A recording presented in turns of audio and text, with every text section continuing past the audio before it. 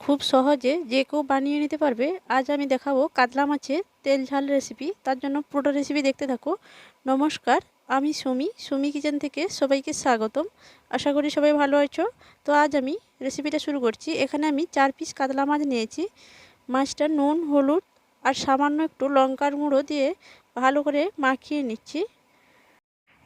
আর সব কিছুকে ভালো করে মাখিয়ে নেওয়ার পর আমি 10 মিনিটের জন্য রেস্টে রেখে দেবো। তারপর এই মাছগুলো ভেজে নেব। আর মাছের তেল ঝালটা একবারে খুব সহজে বা অল্প সময়ের মধ্যে রান্নাটা করে নিতে পারবে। তার জন্য পুরো রেসিপি দেখতে থাকো, আশা করি ভালো লাগবে। তো এখন আমি মাছগুলো ভেজে নিচ্ছি। একটা কড়াই বসিয়ে দিয়েছি আর কড়াইটা হাই হিটে গরম করে নিয়েছি। এখন আমি তেল দিয়ে মাছগুলো ভেজে নিচ্ছি। আর 4 পিস মাছ আমি একসঙ্গেই ভেজে নেব। তো আমি 4টে মাছই দিয়ে দিলাম। মাছগুলো দেওয়ার 1 মিনিট পর এক পিঠ ভাজা হয়ে গেছে। এখন আমি অপর পিঠ উল্টিয়ে নিচ্ছি। আরও 1 মিনিট মতো অপেক্ষা করে নেওয়ার পর আবারও এক পিঠ উল্টিয়ে নিচ্ছি। তো উলট পালট করে মাছগুলো আমি লাল লাল করে ভেজে নিয়েছি, দেখতেই পাচ্ছ বন্ধুরা। এই পর্যায়ে আমি মাছগুলো উঠিয়ে নিচ্ছি। মাছের তেল ঝালের জন্য এখন আমি মশলাটা করে নেব। আমি এখানে নিয়েছি আদা কুচি, গোটা ধনে 1 চামচ আর 6টা কাজু বাদাম, আর নিয়েছি 2টো টমাটোর মিডিয়াম সাইজের। তো আমি টমাটোরটা কুচি করে নিয়েছি। এখন আমি সবগুলো পেস্ট করে নেব। তার জন্য দিয়ে দিলাম জল।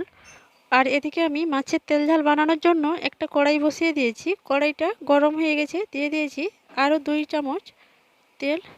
তেলটা গরম হয়ে গেছে। এখন আমি দিয়ে দিয়েছি হাফ চামচ সাদা জিরে আর হাফ চামচ কালো জিরে।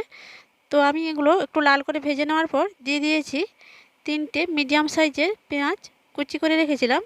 তো পেঁয়াজটা দেওয়ার পর পেঁয়াজটা তাড়াতাড়ি গলে যাওয়ার জন্য দিয়ে দিলাম হাফ চামচ লবণ।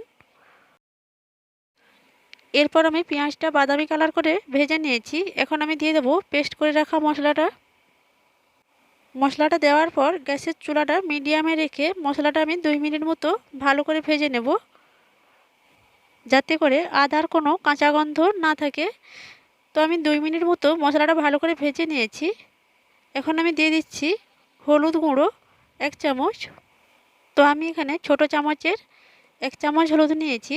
আর দিয়ে দিলাম ছোট চামচের 2 চামচ লঙ্কার গুঁড়ো। লঙ্কা আর হলুদের গুঁড়োটা দেওয়ার পর আরও 1 মিনিট মতো ভালো করে মশলাটা আমি ভেজে নিচ্ছি। তো মশলাটা আমি আরও 1 মিনিট মতো ভেজে নেওয়ার পর এখন আমি দিয়ে দিচ্ছি সামান্য একটু জল। তো জলটা দেওয়ার পর মশলাটাকে ভালো করে কষিয়ে নেব। তো দেখতেই পাচ্ছ বন্ধুরা, মশলাটা আমি প্রায় 1 মিনিট মতো ভালো করে কষিয়ে নিয়েছি আর মশলার গা থেকে তেলটা বেরিয়ে এসেছে। এখন আমি দিয়ে দিচ্ছি 2 বাটি পরিমাণ জল। আর এখানে আমি ছোট বাটির 2 বাটি জল নিয়েছি।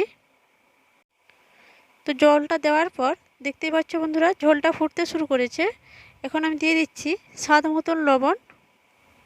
এরপর দিয়ে দিচ্ছি ভেজে রাখা মাছগুলো।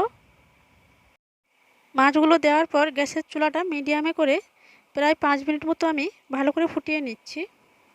আর 5 মিনিট মতো ফুটিয়ে নিলেই মাছের তেল ঝালটা তৈরি হয়ে যাবে। তো বন্ধুরা, আজকের রেসিপিটা কেমন লাগলো কমেন্ট করে জানাতে ভুলবে না। ভালো লাগলে একটা লাইক করে দেবে, অন্যকে দেখার সুযোগ করে দেওয়ার জন্য একটা শেয়ার করে দেবে। আর আমার চ্যানেলে নতুন হয়ে থাকলে চ্যানেলটা সাবস্ক্রাইব করে দেবেন।